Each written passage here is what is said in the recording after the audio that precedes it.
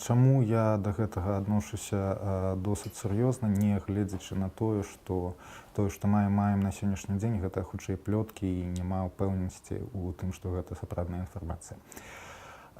Як мне падаецца, тыя пытанні, пра якія кажуць, нават калі іх класіфікуюць толькі як выключна эканамічныя, яны закранаюць даволі шырокія сферы жыцця кожнага грамадзяніна і, па сутнасці, выходзяць за межы эканомікі, яны закранаюць тыя сферы, я б сказаў, паўсядзённага жыцця, якія важныя для кожнага з нас. Напрыклад, калі кажуць пра пытанне падатковага кодексу ці грамадзянскага кодексу, гэта тое, што можа адбівацца на працы, на паўсядзённай дзейнасці кожнага.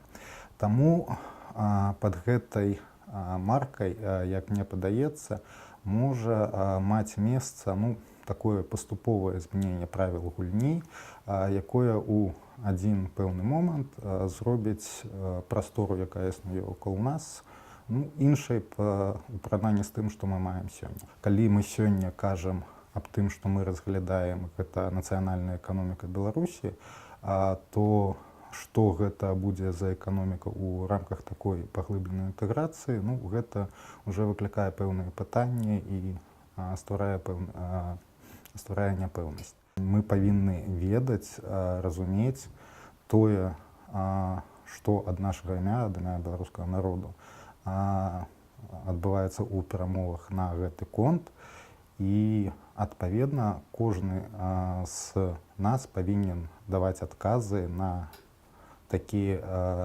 магчымасці і прымаць удзел у прыняцці гэтых рашэнняў.